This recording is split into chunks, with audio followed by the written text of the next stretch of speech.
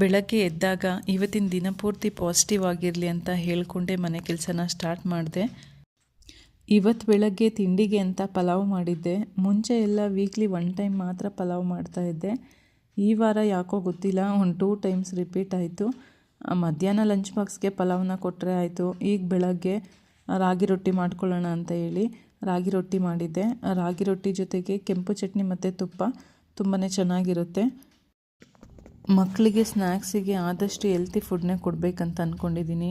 Junk ಫುಡ್ನ ಕಂಪ್ಲೀಟಾಗಿ avoid ಮಾಡೋಣ ಅಂತ ಅಂದ್ಕೊಂಡಿದ್ದೀನಿ. ಎಲ್ಲ ಕೆಲಸನ ಮುಗಿಸಿ ಬಂದು ನಾನು ಕೂಡ ರೆಡಿಯಾಗಿ ಬಂದು ಮಕ್ಕಳಿಗೆಲ್ಲ ಬಾಕ್ಸ್ನ ರೆಡಿ ಮಾಡಿ ಲಂಚ್ ಬ್ಯಾಗ್ನ ರೆಡಿ ಮಾಡಿ ಕೊಟ್ಟೆ. ಇದು ಈವ್ನಿಂಗು ಸ್ನ್ಯಾಕ್ಸಿಗೆ ಅಂತ ಹೇಳಿ ಬ್ರೆಡ್ಡು ಮತ್ತು ಚೀಸ್ನ ಹಾಕಿ ಒಂದು ಸಿಂಪಲ್ಲಾಗಿ ಒಂದು ಸ್ನ್ಯಾಕ್ಸ್ನ ರೆಡಿ ಮಾಡ್ಕೊಳ್ತಾ ಇದ್ದೀನಿ. ಏನಿಲ್ಲ, ಫಸ್ಟು ಕಾದಿರೋ ಅಂಥ ಹೆಂಚಿಗೆ ಸ್ವಲ್ಪ ತುಪ್ಪನ ಸರ್ವಿದ್ದೀನಿ. ತುಪ್ಪ ಇಲ್ಲಾಂದರೆ ಬೆಣ್ಣೆ ಹಚ್ಕೊಂಡ್ರೆ ಇನ್ನೂ ಚೆನ್ನಾಗಿರುತ್ತೆ. ಬೆಣ್ಣೆ ಇರಲಿಲ್ಲ, ಅದಕ್ಕೆ ನಾನು ತುಪ್ಪನ ಹಾಕಿದ್ದೀನಿ. ತುಪ್ಪ ಹಾಕಿ ಬ್ರೆಡ್ನ ಸ್ವಲ್ಪ ಫ್ರೈ ಮಾಡಿಕೊಂಡು ಅದ್ರ ಮೇಲೆ ಚೀಸ್ ಹಾಕಿ, ಚೀಸ್ ಮೇಲೆ ನಮ್ಮ ಮನೇಲಿ ಯಾವ ವೆಜಿಟೇಬಲ್ ಇದೆಯೋ ಅದನ್ನೇ ಹಾಕಿ ಸ್ವಲ್ಪ ಬಾಯ್ಲ್ ಮಾಡ್ಕೋಬೇಕು. ನಾನಿಲ್ಲಿ ಎಕ್ಸ್ಟ್ರಾ ಫ್ಲೇವರ್ಗೋಸ್ಕರ ಮ್ಯಾಗಿ ಮಸಾಲನ ಆ್ಯಡ್ ಮಾಡ್ಕೊಂಡಿದ್ದೀನಿ.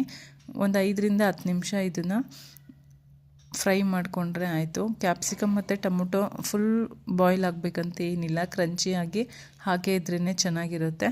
ಇದಾದಮೇಲೆ ಇದಕ್ಕೆ ರೆಡ್ ಚಿಲ್ಲಿ ಫ್ಲೇಕ್ಸ್ನ ಆ್ಯಡ್ ಮಾಡಿಕೊಂಡು ಸರ್ವ್ ಮಾಡಿದರೆ ತುಂಬ ಚೆನ್ನಾಗಿರುತ್ತೆ. ನಾನು ಇದ್ರ ಜೊತೆಗೆ ಬಿಸಿ ಬಿಸಿಯಾಗಿ ಕಾಫಿನ ಕೂಡ ಸರ್ವ್ ಮಾಡಿದ್ದೆ. ತುಂಬಾ ಚೆನ್ನಾಗಿತ್ತು. ಬಿಸಿ ಬಿಸಿ ಕಾಫಿ ಜೊತೆಗೆ ಇದಂತೂ ತುಂಬಾ ಟೇಸ್ಟಿಯಾಗಿತ್ತು. ನನ್ನ ಮಗನಿಗೆ ತುಂಬ ಇಷ್ಟ ಆಯಿತು. ಈ ಮಿನಿ ವಿಡಿಯೋನ ಇಲ್ಲಿಗೆ ಎಂಡ್ ಮಾಡ್ತಾ ಇದ್ದೀನಿ. ಈ ವಿಡಿಯೋ ನಿಮಗೆ ಇಷ್ಟ ಆದರೆ ಪ್ಲೀಸ್ ಲೈಕ್ ಮಾಡಿ.